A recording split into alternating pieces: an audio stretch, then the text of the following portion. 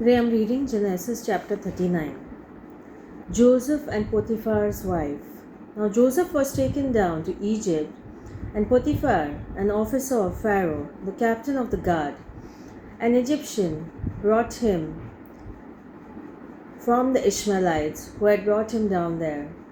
The Lord was with Joseph, and he became a successful man. He was in the house of the Egyptian master. His master saw that the Lord was with him, and that the Lord caused all that he did to prosper in his hands. So Joseph found favor in his sight and attended him. He made him overseer of his house and put him in charge of all that he had. From the time that he made him overseer in his house and over all that he had, the Lord blessed the Egyptian's house for Joseph's sake. The blessing of the Lord was on all that he had, in house and field. So he left all that he had in Joseph's charge, and with him there he had no concern for anything but the food that he ate. Now Joseph was handsome and good looking.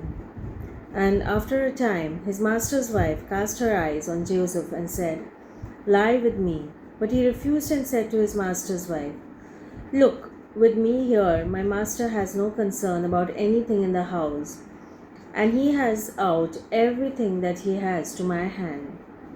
He is not greater in his house than I am, nor has he kept back anything from me except yourself, because you are his wife. How then could I do this great wickedness and sin against God?" And although she spoke to Joseph day after day, he would not consent to lie beside her or be with her. One day, however, when he went into the house to do his work, and while no one else was in the house, she caught hold of his garment, saying, "Lie with me." But he left his garment in her hand and fled and ran outside. When she saw that he had left his garment in her hand and had fled outside, she called out to the members of her household and said to them, "See, my husband has brought among us a Hebrew to insult us. He came in to me to lie with me, and I cried out with a loud voice.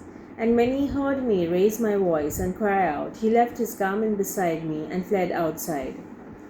Then she kept his garment by her until his master came home, and she told him the same story, saying, "The Hebrew servant whom you have brought among us came in to me to insult me. Out as soon as I raised my voice and cried out, he left his garment beside me and fled outside."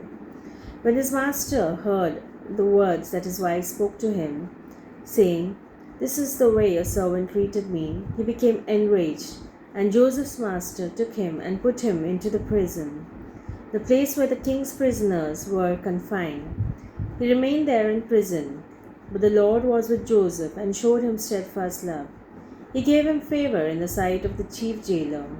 The chief jailer committed to Joseph's care all the prisoners who were in the prison, and whatever was done there, he was the one who did it. The chief jailer paid no heed to anything that was in Joseph's care, because the Lord was with him, and whatever he did, the Lord made it prosper. It's the end of chapter 39, Genesis.